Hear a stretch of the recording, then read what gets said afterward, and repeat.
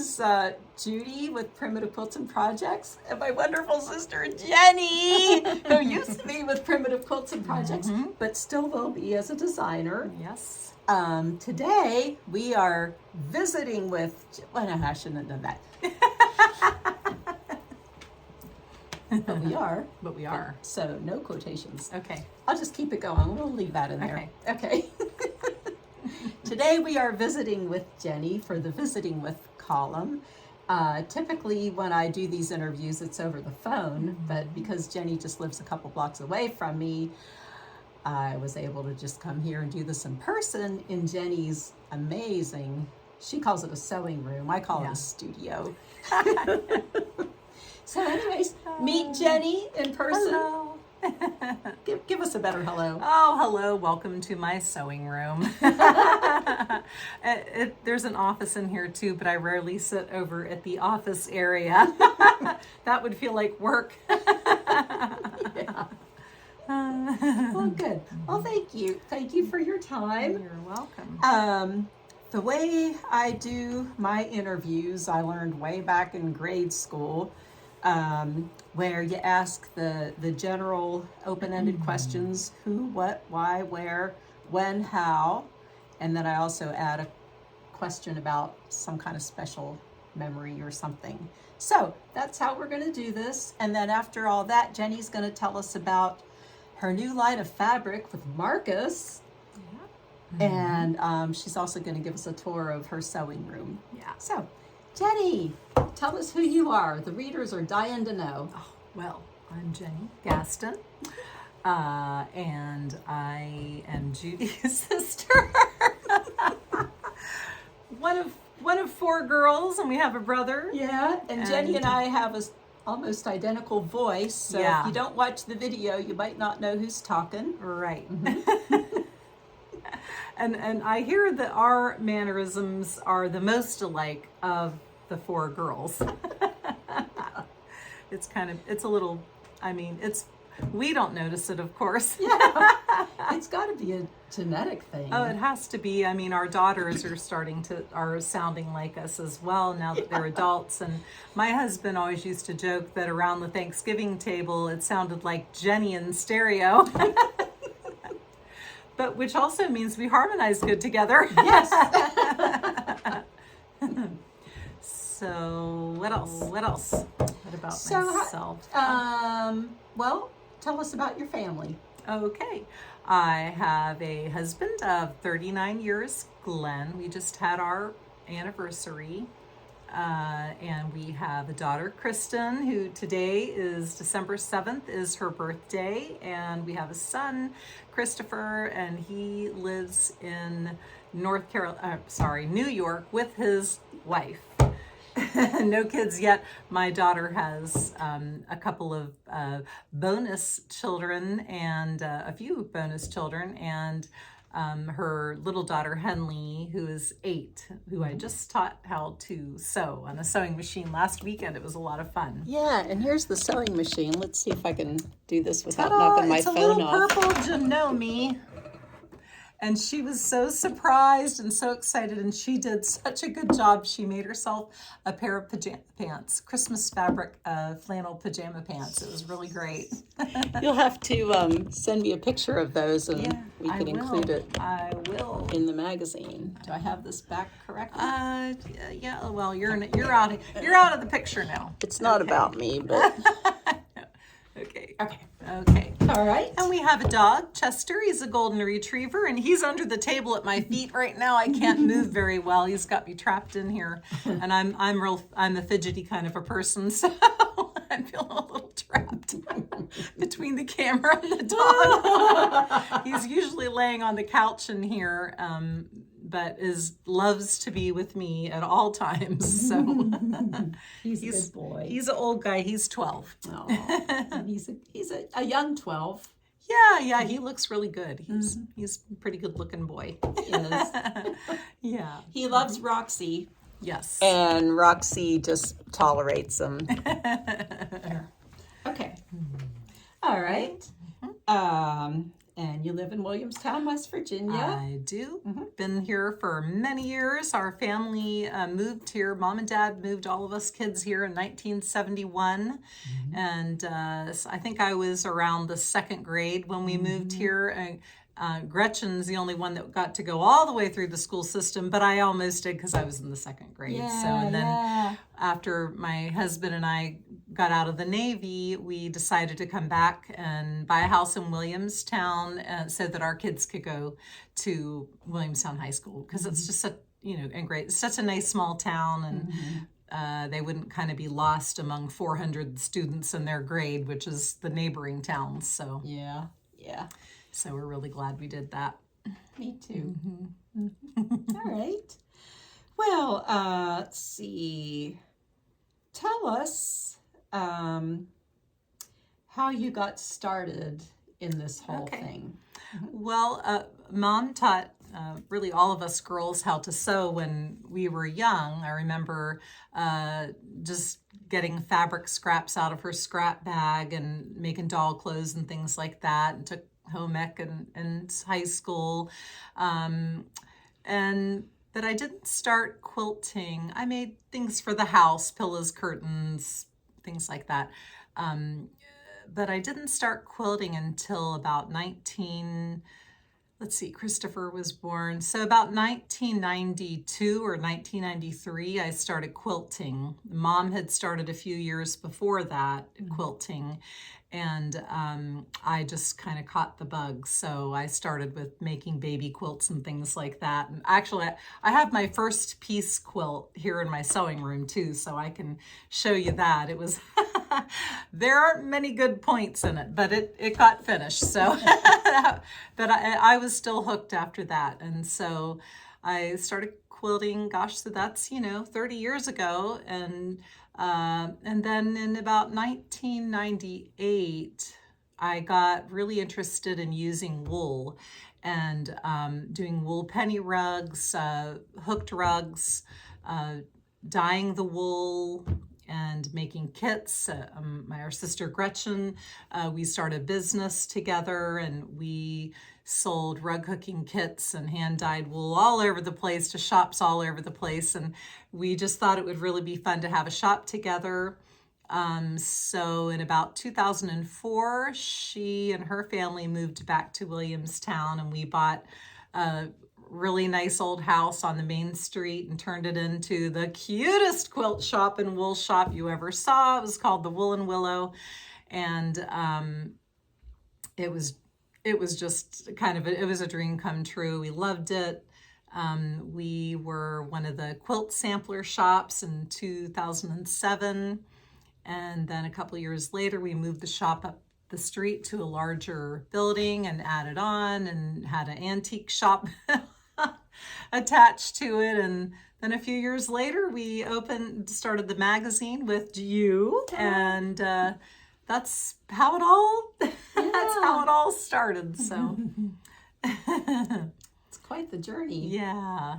And I never really knew what I wanted to be, what I wanted to do when I grew up. And I didn't really want to go to college. I really just wanted to get married and have babies and craft. And it's funny, I loved home ec, and I took home ec 1, home ec 2, had no clue what I wanted to do, and I joined the service so I could learn a skill, and was a dental technician and a dental assistant when I got out of the service. And then as soon as I could start having babies, I was done with all that out in the world working. I was busy having babies and sewing. And it's just so funny then that it turned into a business, because maybe I should have known that that's what I wanted to do when I grew up too, because I loved those classes so much, art and home ec, and it's just kind of funny how that all happened. Yeah, when you were little, you'd make Barbie houses. Oh yeah, and beds out of cardboard and oh my gosh, yeah. It was a good childhood. Yeah, it really was. It really was.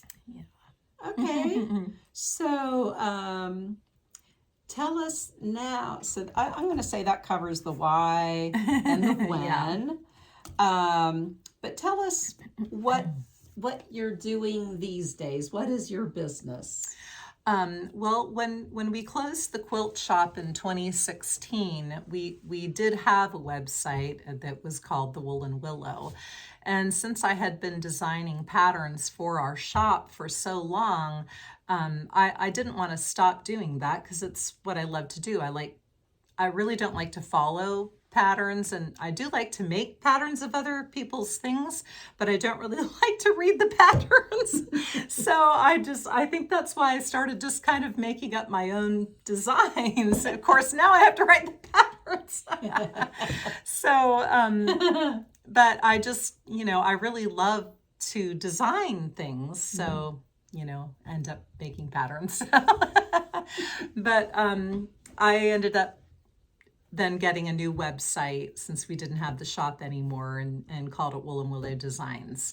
And so that's what I've been doing since we closed the shop and started the magazine.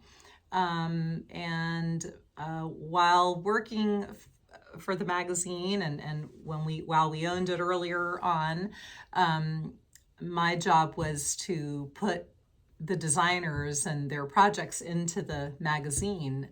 And sometimes, somebody maybe would have to back out at the last minute. So I'd quick as fast as I could make something and put it in there. So now that I no longer work for the magazine, I still will put projects in there. So as a matter of fact, I have a project coming up in the summer issue.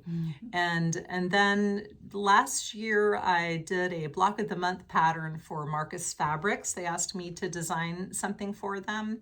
And so I did that. And then I don't remember exactly if this started this year or last year, but they were open to the idea of me designing a line of fabrics. So that is coming out in, let's see, the fabric will be shipping to stores the end of April, and it's called Scrap Happy, because that's my favorite thing is scrappy quilts.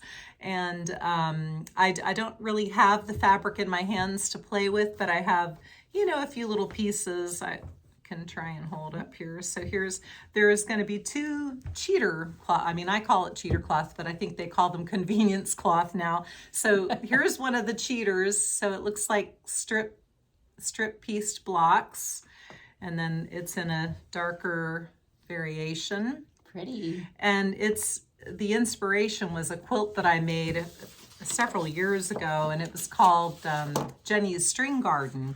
And they really loved that quilt, and so they wanted to do the strip fabric. I don't know if you can see that or not, but it's on my website. But when I made the quilt, I actually made the strip blocks, and so the pattern gives you directions how to do that, but it also gives you directions to make it using these. So you don't have to put all that work into it, just the applique.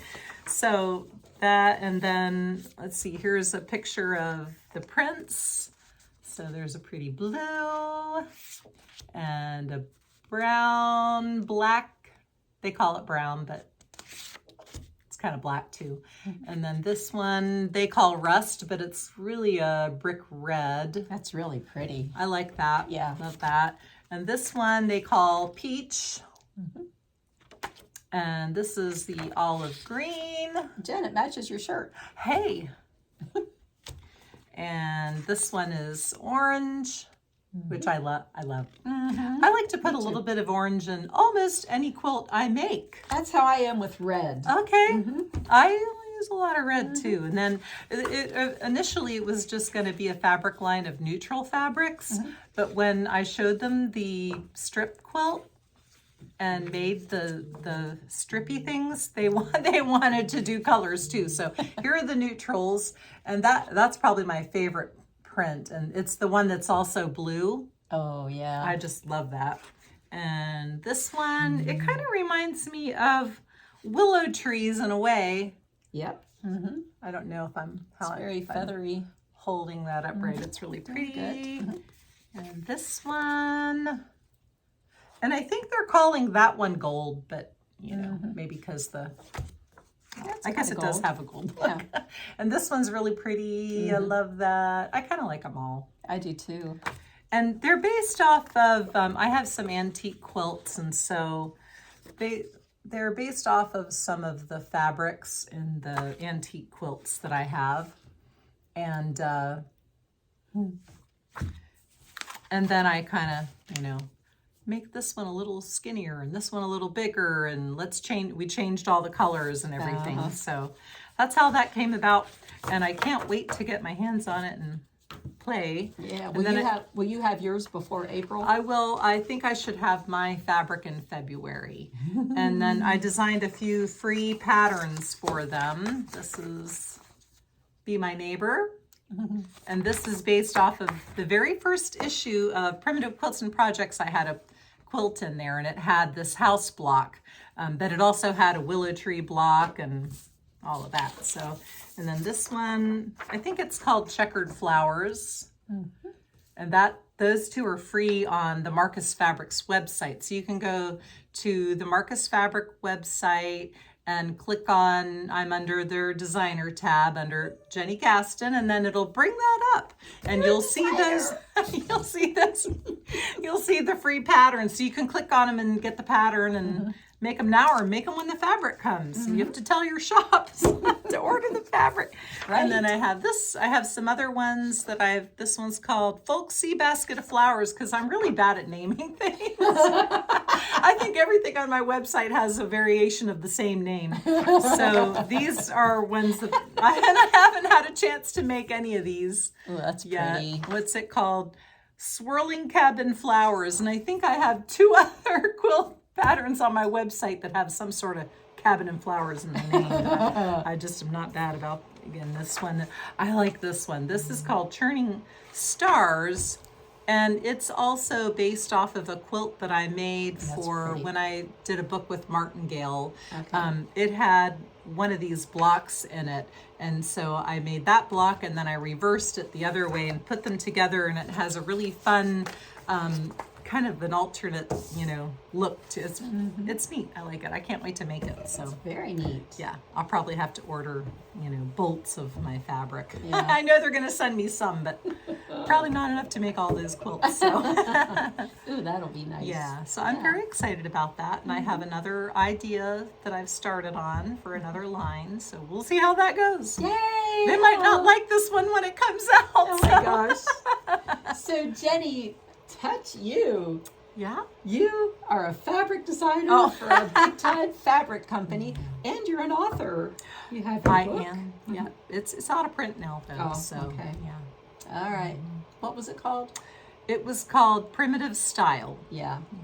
Okay. I think you can still find it on Amazon. Like, maybe shops ordered it and they still have them. Yeah. I think you can still find it on Amazon. So yeah. I don't know what they're asking for it, but it was like $24. And a good book too. Yeah, thanks. Yeah, sure. Well, thank you for that, Jen. You're welcome. So before we take our tour, can you think of like some kind of funny story or heartwarming or something that our readers might like to hear? Yeah, I have a funny story, and it involves our cousin Jill, and Jill. and her mother was our Aunt Judy, our mother's sister, and then Mom and Judy had another sister, our Aunt Martha, and Mom and I went to a quilt retreat with Jill and Aunt Judy and Aunt Martha, and we were all sitting around the big table having fun. And Aunt Martha had something going on funny with her sewing machine, and Jill offered to check it out and clean it. So Jill's opened it up and looked at it, and when she opened it, when you open up a machine, you could take the bobbin out, and down inside the bobbin housing, it might be really, really dusty and dirty, and you have to pull the stuff out. Well, it was so bad that it came out like one big round piece of felt. And, and Aunt Martha said, "Oh, I'm going to need some new felt pads." As if it was a part that you needed to buy for the machine. And we all just laughed so hard that Aunt Martha needed new felt pads. Her machine. I don't know. She probably had only ever just taken it to a shop to have it, service, so she didn't know. But it was just so cute, and we loved that. And I'm sure if Jill watches this, she'll get a big kick out of that memory. But that was always fun, and Mom and Aunt Judy and Aunt Martha were so much fun at the retreats. They were always singing and dancing. Oh my gosh. They were the life of the party. Yes. Yeah. 3 girls and all hilarious. Yeah. Oh Yeah. my gosh. And they're all gone. I know. We lost them all like a year, 2 and 3 years ago. So, so it's just us girls and Jill and on Mom's side of the family. Yeah. We'll carry on the traditions. Yeah. Of goofiness and silliness and laughter. Yeah. All right. Okay. Yeah. So I did try to tidy up my sewing room. It was quite the wreck. So it's not perfect, but it's fun. I like being up here. Yeah, it's really nice. Yeah, it's the 2nd floor of our garage, and my husband's downstairs, and he calls the man cave, and there's rarely a car parked in there. So, but it's not attached to our house, so we have to walk outside in the cold to get here. So, and I told my husband maybe he could build a bridge, like a covered bridge from the 2nd floor, a skywalk to the sewing room, and he said, I think that would be too expensive. And I said, a zip line maybe? I could just zip out one of the bedrooms. The visual. We need an artist to make that happen. Yeah. So, but I usually have hand sewing that I do in the house. So, if I wake up in the middle of the night. Okay. Yeah. All right. Okay.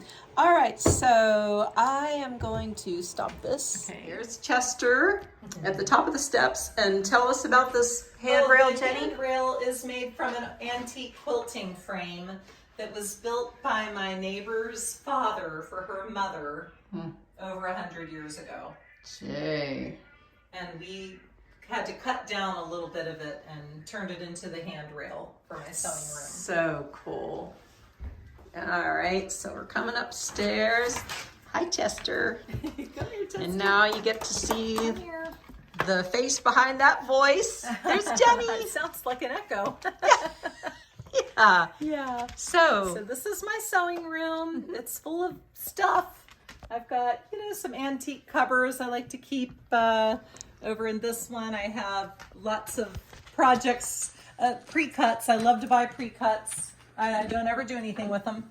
And then I've got lots of projects that I'd like to make, things that I collected while we had the quilt shop and before that I just haven't gotten around to yet. And some old quilts, a project one of the designers, my friend Janice, made in a spring 2012 issue. She gave me the finished project. No, Chester. she's a good friend. Yeah. And then I've got my sewing machine here. I've got a wonderful Janome that I love. There's all the bells and whistles, and I've made little kind of keep the dust off of them. It's just a rectangle with ties. And then I just throw that on there. I made a little one for, this was our mother's featherweight that she gave to me, I don't know, a couple years before she passed away, I would say, because she was still getting around and everything. So the dog just got in the trash. Oh, Chester, should we? It's okay. He's just not getting enough attention. But that was her featherweight. And I haven't used it a lot, but I do have a special project that I work on once in a while, and I only use that to make it. So when it's done, I'll be able to say I made the whole thing on my mom's machine. So that is that. And then I have these old cabinets I found at antique stores, and I keep all my cotton threads in this one, and I keep my wool threads in this one. And this little iron came from my mother-in-law's house. Nice. And I keep, extra kits and pilliforms and stuff in there. I used to keep the designers' projects in here. Whenever the designers' projects came to me, I kept them folded in there because because I have a dog, Chester, and he likes to lay on the couch. So, and over here I have a pressing table organized with the things that aren't real pretty, like the pressing claws and fusible web and things like that. And my granddaughter's fun crafting. I bought her these little felt sets, shapes, and like little paper dolls, but they're felt. I know. I got them I want one. like right at the beginning of COVID because my daughter and my granddaughter lived with us, so we had her all the time because she couldn't go to daycare or preschool. So she spent her time up in my sewing room with me, and so she would play with these felt pieces on my design board back there. And I got her little lacing cards and all sorts of things like that. So she has her craft area too. And then back here is my wool and fabric. I have wool and fabric other places too, but I've got, lots of, there we go, a little bit of light back there. So most of this fabric came from just years of collecting small, I never really bought anything much bigger than a half yard before we had the shop, because I made a lot of smaller scrappy quilts. So, and then when we had the shop, if there was like a little bit left on a bolt and it was like a favorite, I might, pay myself with that and take it home. But, since we closed the shop, I do a lot of sew-alongs with some Facebook sew-along groups, and we offer kits. So now I find myself ordering bolts of fabric and bigger pieces of wool so that, I can do kits. So it's taken up some space. So once I start getting some fabric from Marcus, I'm going to have a big sale, I think. So then I have fat quarter storage and oh, sorry. It's okay. My cutting table's made up of 3 of those 9 cubby units fastened together with a big board on top, and I've got storage underneath. And then I bought this, I don't know, from Walmart a long time ago, and it has my scraps. So and I try to keep things cut into really nice size usable strips. So when I'm working on that special project with the featherweight, I pull this over to the table and I put a cutting mat on the top. Nice. And then I can just pull out, I need a green for this block. So I'll pull out a strip of green, and so it's pretty organized. And then I have leftover blocks and leftover pieces of binding. So not that I hardly ever get out the leftover binding, but I do play around with those leftover blocks, though. I've made Christmas presents with those tournament pillows and things like that. That's smart. Yeah, and then back here is the office.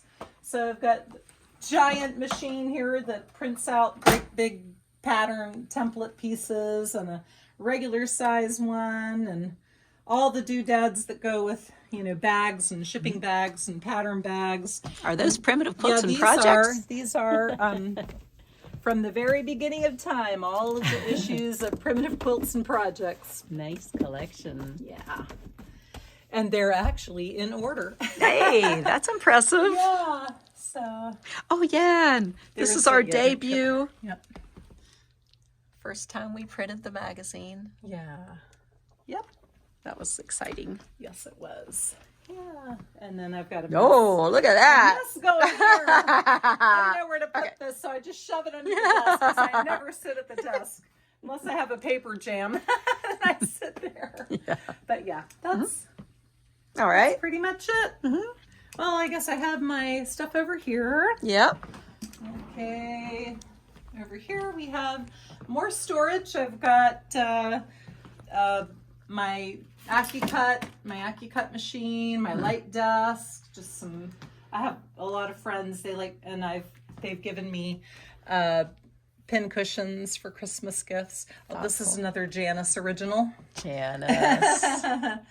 And then I have, this is my, from the Grace Company.